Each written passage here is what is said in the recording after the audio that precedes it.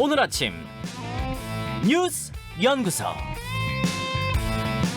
오늘 아침 뉴스의 맥을 짚어드리는 시간 뉴스 연구소. 오늘도 두 분의 연구위원 나오셨어요. CBS 박초롱 기자, 뉴스톱 김준일 대표, 어서 오십시오. 안녕하세요. 예, 오늘도 선거 얘기를 좀 해봐야 될 텐데 재보궐선거 끝난 뒤의 모습들. 일단 민주당은 후폭풍이 거세죠? 네, 뭐 정치권에 이제 재보궐선거 후폭풍이 휘몰아치고 있는 거죠. 더불어민주당 지도부는 참패의 책임을 지고 총사퇴하겠다고 밝혔습니다. 네.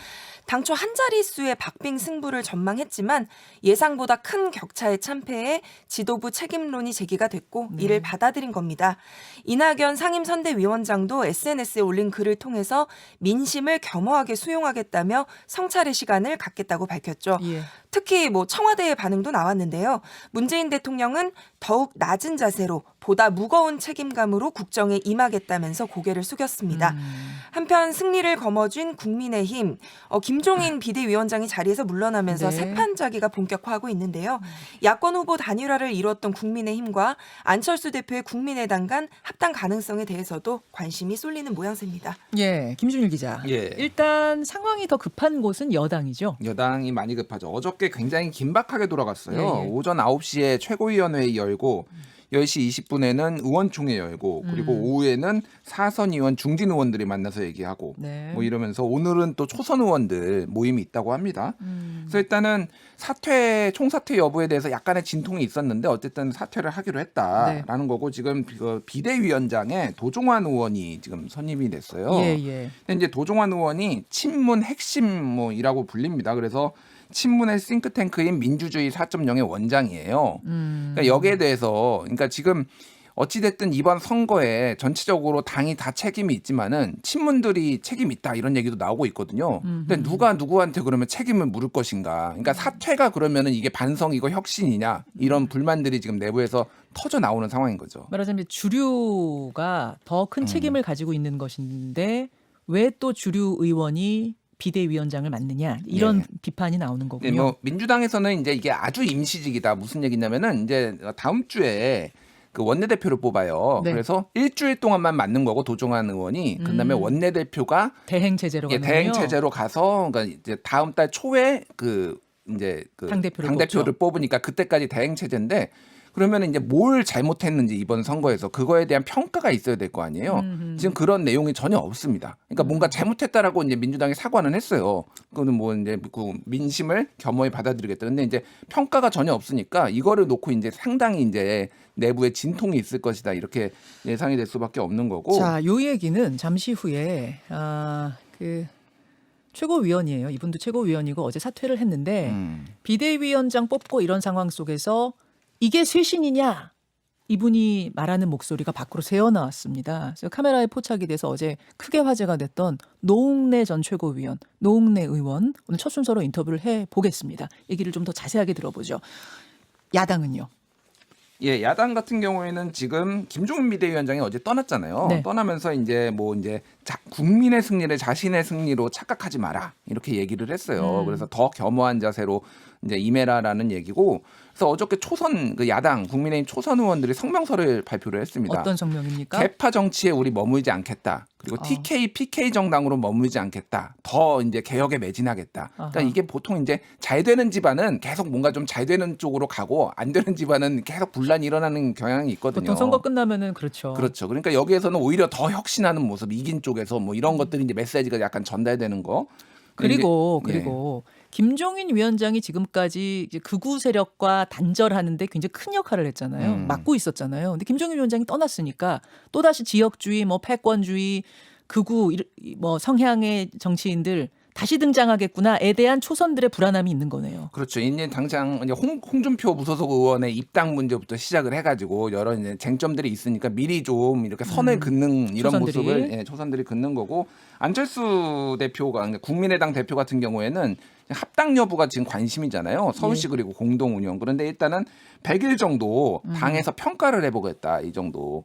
그래서 누가? 안철수 대표가 국민의 힘하고 국민의 당하고 이제 합당 여부 얘기가 나왔잖아요. 이미 선거 예, 과정에서. 그거를 평가를 먼저 하는 게 우선이다. 언제 이제 합당을 할 국민의 것이냐. 당 안에서 예. 당 안에서 이제 그 얘기들이 지금 오가고 있어서 이제 그런 합당 과정에서 지분 얘기도 나올 테고 이게 당대당 합당이냐 개별 뭐 입당이냐 뭐 이런 얘기들이 있을 거 아니에요. 그거에 대해서 이제 아마 약간의 이제 이견들 그리고 협상 과정이 있을 것으로 보입니다. 그래 청와대 입장도 나왔죠 어제. 청와대 같은 경우에는 이제 더 낮은 자세로 하겠다, 국정 운영을 하겠다. 문재인 대통령이 얘기를 하고 뭐 코로나19 극복, 경제 회복, 민생 안정, 부동산 부패 뭐 이런 걸 잡겠다라고 했는데 정책 기조 변화를 이제 물어봤어요 기자가 이게 있는 것이냐. 그러고 하니까 강민석 대변인이 일단은 그거는 얘기를 안 했습니다. 정확하게. 그냥 방금 얘기했던 그 부분만 얘기를 했어요. 그거를 열심히 하겠다. 그게 국민들의 마음이다. 근데 이제 일부에서는 정책을 바꿔야 되는 거 아니냐. 이제 이런 얘기들이 있어서 이게 이제 어떤 식으로 국민들한테 비춰질지 이런 것들을 좀 지켜볼 필요가 있을 것 같아요. 알겠습니다. 박초롱 기자.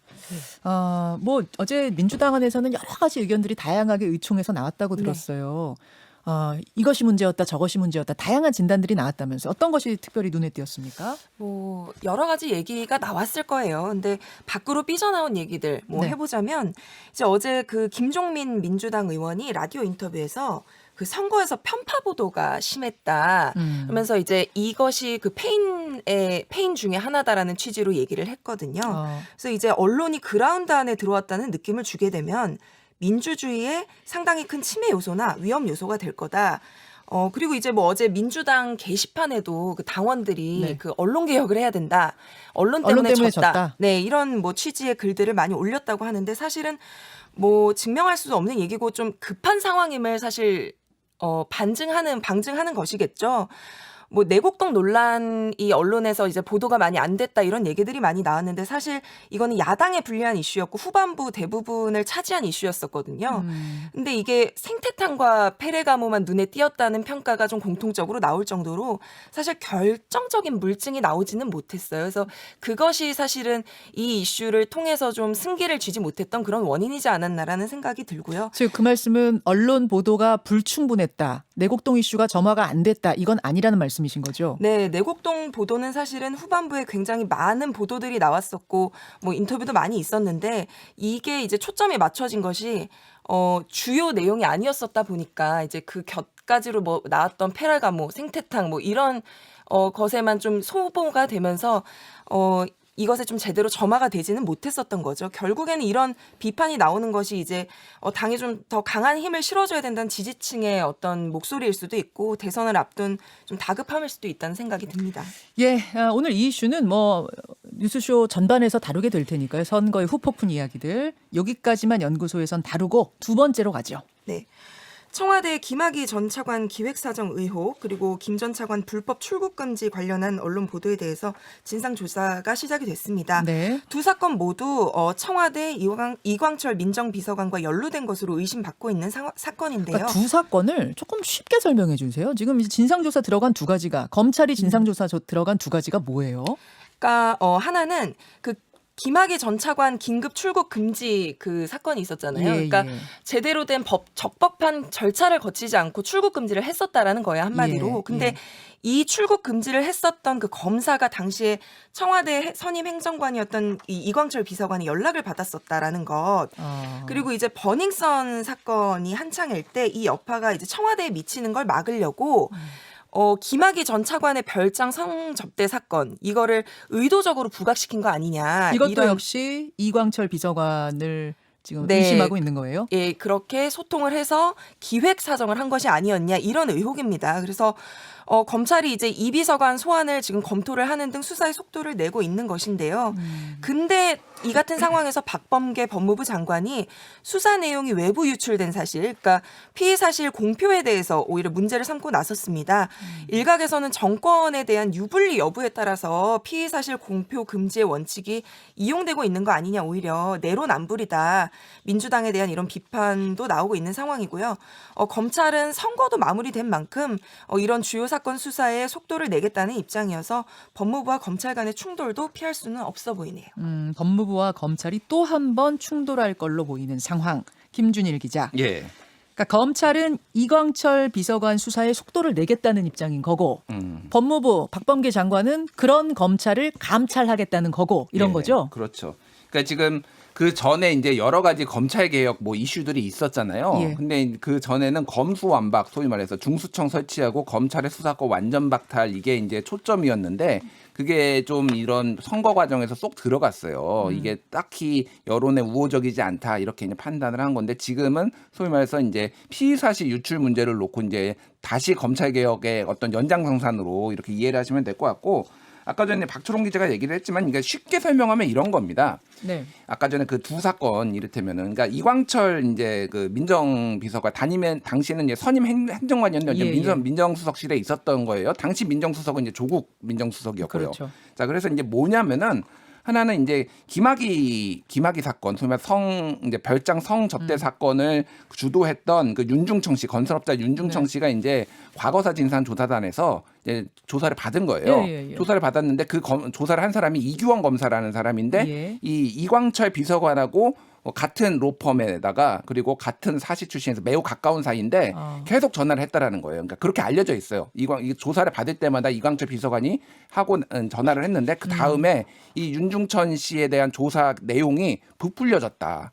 그래서 뭐 이를테면 지금 사실이 아닌 걸로 뭐 확인이 된 것이 예를 들면은 그 윤석열 검찰총장도 성 접대를 받은 것으로 조사 보고서에 써 있는데 왜 이거를 검찰이 덮었느냐 옛날에 한겨레가 보도했다든지 이런 것들이 다 과장되거나 막 이렇게 부풀려졌는데 그거를 청와대 지시받고 한마디로 민정수석실 지시받고 한 거 아니냐 지금. 근데 그거는 의심하는 거죠. 예, 버닝썬 사고가 너무 커지니까 이거를 덮기 위해서 과거에 소위 말해서 야당에 불리했던 거 이런 거를 지금 막 이제 부풀린 거 아니냐 이제 이거죠. 그러니까 전화 통화 내역 이런 거를 이제 검찰이 다 들여다보겠다라는 거예요. 그러니까 이거는 사실 굉장히 큰 겁니다. 버닝썬 예. 터졌을 때 그때 이제 그 청와대가 불리한 뭐 관계들이 드러나니까 그걸 덮으려고 김학의 사건을 일부러 키운 거 아니냐라고 검찰은 하나 의심하고 있는 거고 예.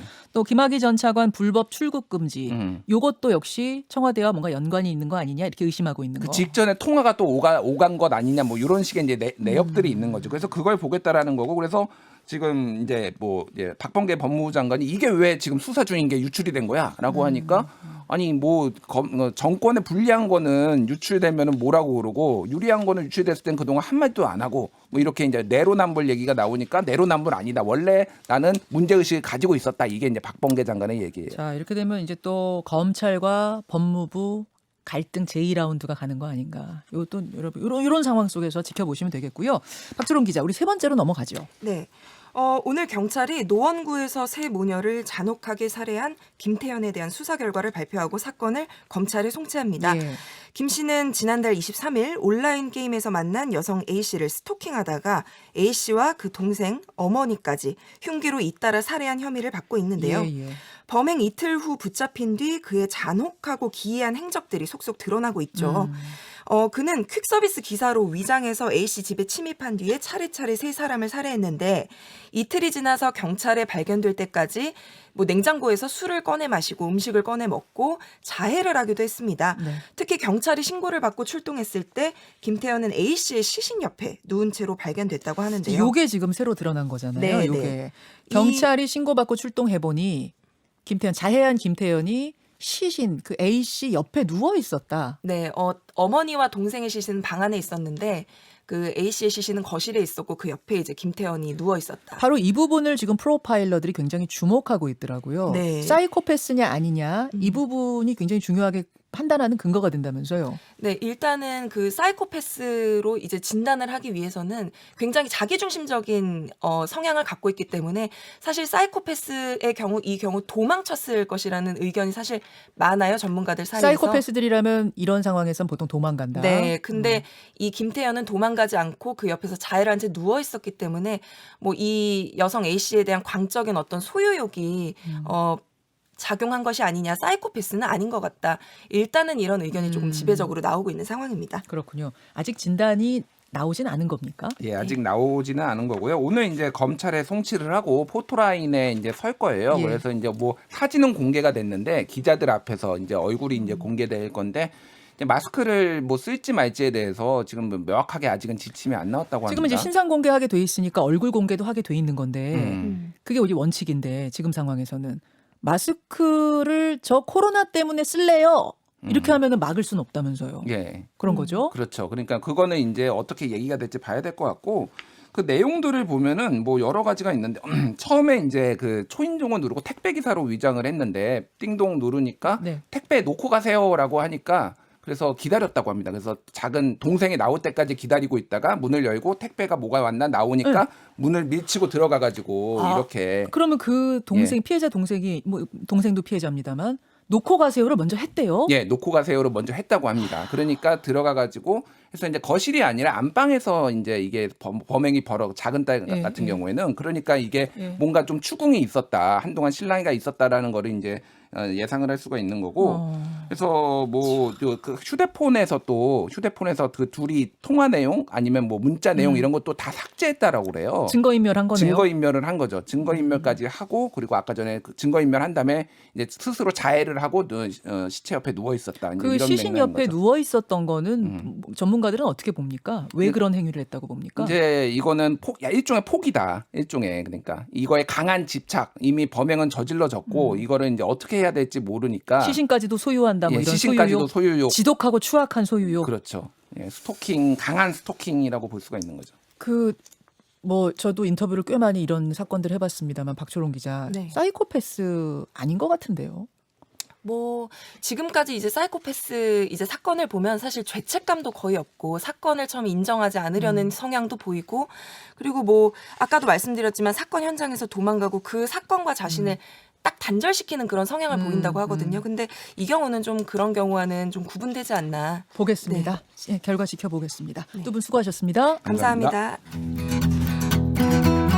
김현정의 뉴스쇼는 청취자 여러분의 참여로 이루어집니다. 트위터, 페이스북, 레인보우 게시판, 그리고 단문 50원, 장문 100원의 유료 문자 샵 1212, 우물정 1212 통해 참여하실 수 있습니다. 김현정의 뉴스쇼, 여러분과 함께 만듭니다.